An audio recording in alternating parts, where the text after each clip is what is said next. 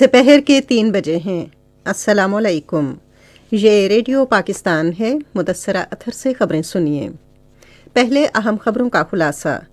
وزیر اعظم نے کہا ہے کہ وفاقی حکومت نے ترکی کے زلزلہ زدگان کے لیے 10 ارب روپے کا فنڈ قائم کیا ہے۔ پاکستان اور عالمی مالیاتی ادارے نے 1 ارب 20 کروڑ ڈالر کے باہمی طور پر قرض کے توسیع پروگرام کا نواں جائزہ مکمل کرنے کے لیے متعدد نکات پر اتفاق کیا ہے۔ 8ویں کثیر ملکی بحری مشق امن آج کراچی میں شروع ہوئی، جو اس ماہ کی 14 تاریخ تک جاری رہے گی۔ سینٹ کو آج بتایا گیا کہ چترال شندور سڑک منصوبہ اگلے سال دسمبر تک مکمل کیا جائے گا۔ وزیر اعظم اور صدر نے امجد اسلام امجد کے انتقال پر گہرے دکھ اور افسوس کا اظہار کیا ہے۔ بھارت کے غیر قانونی زیر قبضہ جموں و کشمیر میں شہید کشمیری رہنما محمد مقبول بٹ کی برسی کے موقع پر کل مکمل ہڑتال کی جائے گی۔ خبریں تفصیل سے۔ وزیر اعظم شہباز شریف نے کہا ہے کہ ترکیہ میں زلزلے کی وجہ سے ہونے والی تباہی کے بعد ترک عوام کو بھرپور مدد فراہم کرنے کے لیے کوئی کسر اٹھا نہیں رکھی جائے گی۔ وہ آج لاہور ایئرپورٹ پر ترکیہ کے لیے امدادی اشیاء بھیجنے کے موقع پر ذرائع ابلاغ سے گفتگو کر رہے تھے۔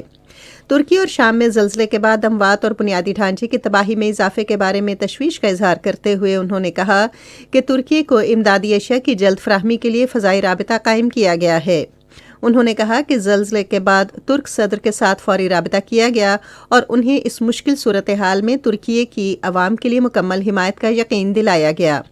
وزیر اعظم نے 2005 اور 2010 کے شدید سیلابوں میں ترکی کی طرف سے پاکستان کی فراخ دلانہ مدد کا بھی ذکر کیا۔ شہباز شریف نے کہا کہ امدادی اشیاء سے لدا پاک فضائیہ کا ایک اور طیارہ اب سے کچھ دیر بعد روانہ ہوگا۔ انہوں نے کہا کہ نیشنل لاجسٹک کارپوریشن کے کمپلوں موسم سرما کے خیموں سمیت 100 ٹن وزنی امدادی سامان سے لدے ٹرک آج ایران کے راستے ترکی روانہ کیے جائیں گے۔ ترکی اور شام کے عوام کی بحالی کے لیے کیے گئے اقدامات کو اجاگر کرتے ہوئے وزیر اعظم نے کہا کہ وفاقی حکومت متاثرین زلزلہ کے لیے 10 ارب روپے کا فنڈ قائم کرے گی۔ انہوں نے مزید کہا کہ عطیات جمع کرنے کے لیے 13 مراکز قائم کیے جائیں گے اور تمام وزرائے اعلیٰ کو مزید ہدایت کی ہے کہ ترکی اور شام میں متاثرین زلزلہ کے لیے امدادی اشیاء جمع کرنے کے لیے ضلع کی سطح پر مراکز قائم کیے جائیں۔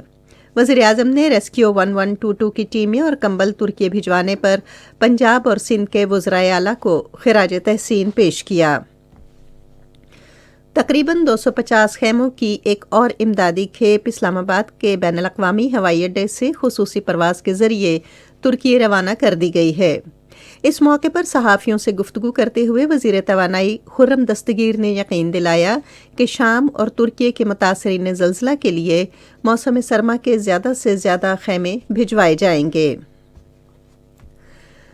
ترکی اور شام میں زلزلے سے جاں بحق ہونے والے افراد کی تعداد 21,000 سے تجاوز کر گئی ہے۔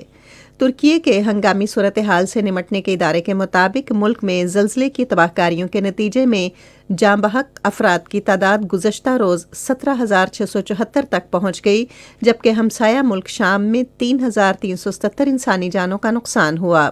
عالمی بینک نے ترکی میں امداد اور بچاؤ کی کارروائیوں کے لیے 1 ارب 78 کروڑ ڈالر فراہم کرنے کا وعدہ کیا ہے۔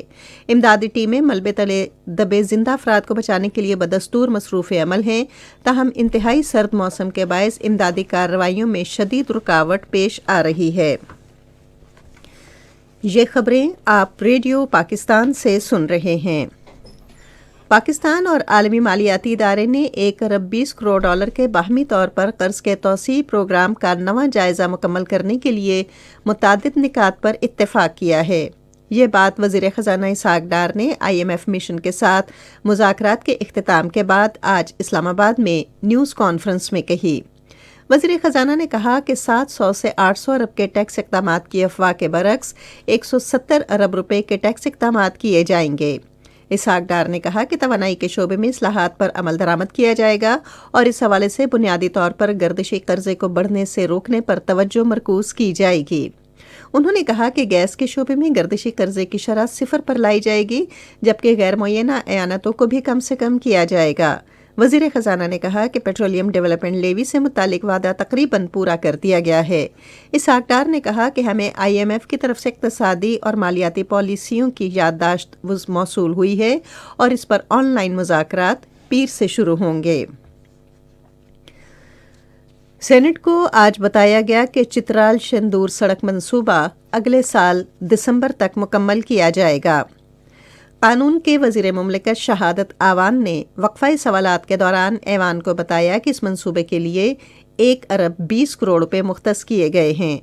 انہوں نے اس بات پر افسوس ظاہر کیا کہ گزشتہ حکومت نے اس منصوبے کو نظر انداز کیا۔ ایک سوال کا جواب دیتے ہوئے قانون کے وزیر مملکت نے کہا کہ اعلیٰ تعلیمی اداروں کو کسی بحران کا سامنا نہیں اور انہیں فنڈز فراہم کیے جا رہے ہیں۔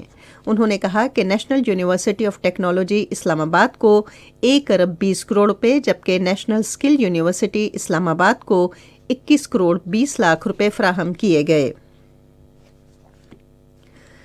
سینٹ میں آج کیپٹل ڈیولپمنٹ اتھارٹی ترمیمی بل مجریہ 2022 کی منظوری دی گئی۔ یہ بل قانون کے وزیر مملکت شہادت آوان نے پیش کیا تھا۔ ایوان کا اجلاس اب پیر کو شام 4 بجے ہوگا۔